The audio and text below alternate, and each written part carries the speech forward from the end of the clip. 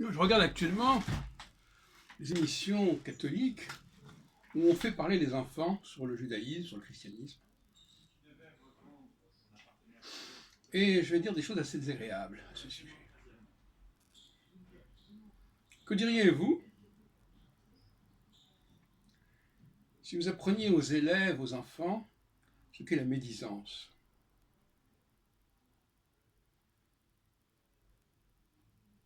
La médisance, c'est de colporter des choses fausses sur les gens, de les calomnier.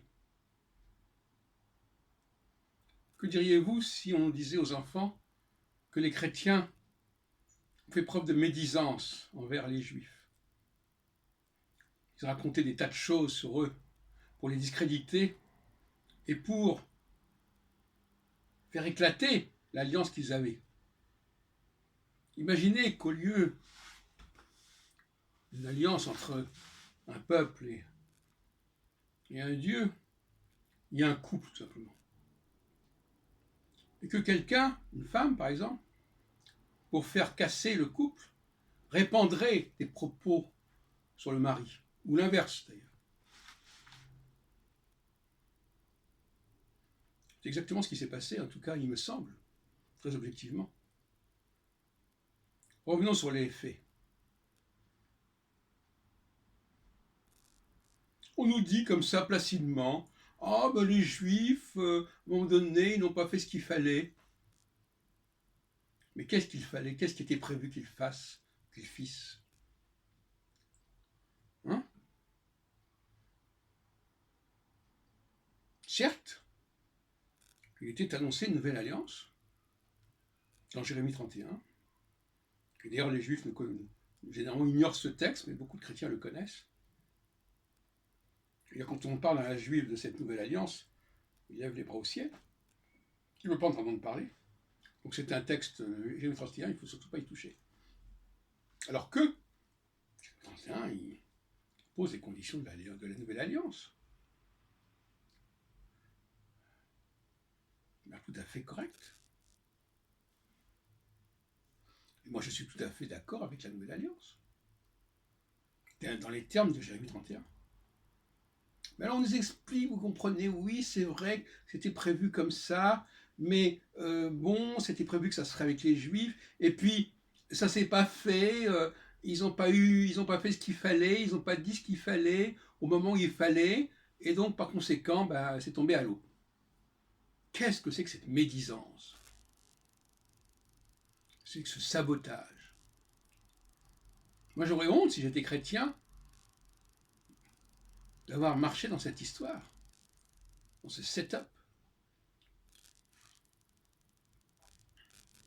Alors, la question qui se pose, c'est de savoir si c'était bien le moment où cette nouvelle alliance devait entrer en vigueur, du temps de Jésus. C'est lui qui le déclare. Et pour faire bon poids, bonne mesure, il dit qu'il est fils de Dieu, mais ça n'a jamais été prévu. Correct. Ça n'a jamais été prévu dans la nouvelle alliance, cette idée.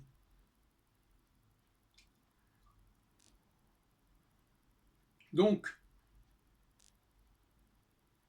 que les Juifs n'aient pas tous accepté de renoncer à l'ancienne alliance du jour au lendemain, et encore aujourd'hui, la plupart des Juifs orthodoxes n'entendent pas du tout renoncer à quoi que ce soit. Ils imaginent à tort que l'ancienne alliance est une obligation qu'ils ont envers Dieu.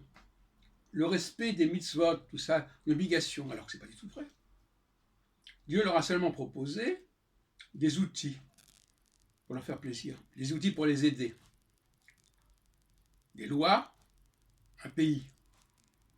Mais ça, c'est en échange de leur reconnaissance et de la connaissance qu'ils ont de ce Dieu. Et la seule chose qu'on leur demande comme part du marché, c'est de reconnaître ce Dieu. C'est pas d'être en Israël, ni de pratiquer. Ça, c'était pour les appâter, c'était pour leur donner quelque chose en échange. Mais Moi, par exemple, si quelqu'un fait quelque chose pour moi sans demander quoi que ce soit en échange, ou en n'acceptant pas ce que j'avais proposé en échange, je ne vais pas le lui reprocher, je ne vais pas lui obliger de faire ce que je lui ai proposé en échange. Du moment qu'il me donne ce que moi j'attends de lui, c'est le principal. Alors, il faut quand même revoir tout ça. Il faut revoir tout ça. On retombe dans la même situation que dans d'autres cas, où celui qui vient après calomnie celui qui était avant. On voit ça avec Jacob par rapport à Ésaü, on voit ça quelque part avec Isaac par rapport à Ismaël, on voit ça avec Joseph par rapport à Judas. Ce sont des mauvais procédés et un mauvais procès. Donc, je propose aux chrétiens de se repentir. Oui, nous avons fait ce qu'on appelle le lachon hara. Nous avons été malveillants, nous avons vomi sur les Juifs, nous avons dit qu'ils n'avaient pas fait ceci, pas voulu cela, pour avoir leur place, pour prendre leur place au sein de cette alliance, au sein de ce mariage. C'est un scandale. D'ailleurs, curieusement, chez les Juifs, l'idée de médisance est considérée comme un très grave péché. On dit même, je crois, que Jérusalem est tombée à cause de cela, en 70.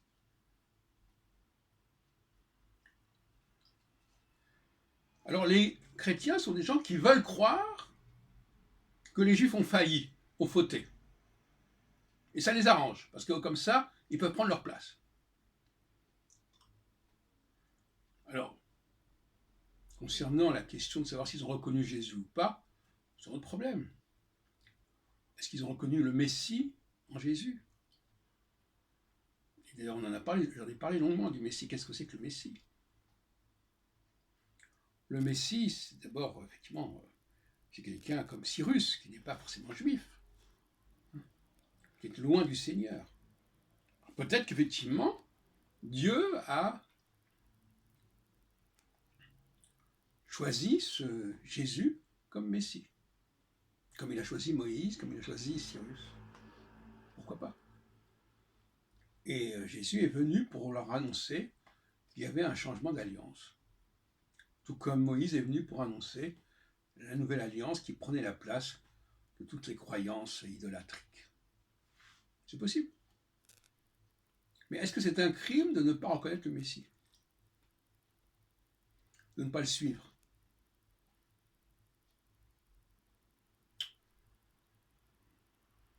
Question qui peut se poser.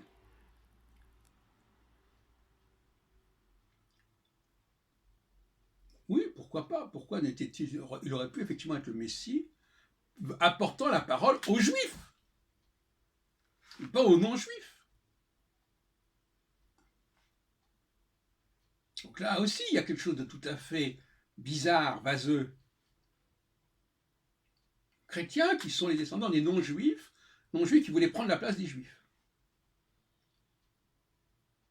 Parce que tous les Juifs n'avaient pas reconnu le Messie, envoyé par Dieu. Alors ne disons pas que c'est le Fils de Dieu ou le Fils de l'homme, ça c'est secondaire. Bon, effectivement, le Messie, il a été envoyé par Dieu pour annoncer, pour signifier une nouvelle alliance. Admettons. Pourquoi pas? On peut reconnaître que Jésus était le Messie. Pourquoi pas? Pas dire qu'il était juif, parce que les Messies ne sont pas juifs. Mais il était là pour apporter la parole au peuple hébreu. Admettons, pas de problème. Ce n'est pas un souci majeur. Maintenant, que les Juifs soient disposés à reconnaître la nouvelle alliance, pas Jésus. Jésus, il ne fait qu'apporter le message. C'est dans l'envoyé. On n'a pas à reconnaître Jésus. On a à reconnaître la valeur de son message. Ce message dont il n'est que le messager. Il est envoyé par Dieu, comme Moïse est envoyé par Dieu, ou comme Mahomet est envoyé par Dieu. Rasulallah, envoyé de Dieu. Pourquoi pas? Donc ce que je propose, effectivement, c'est cela. Alors on dit ça des Juifs pour Jésus. Moi, je veux bien qu'on soit des Juifs pour Jésus, à condition de ne pas remettre en question l'alliance. La nouvelle alliance ne remet pas en question l'alliance de Dieu avec ce peuple.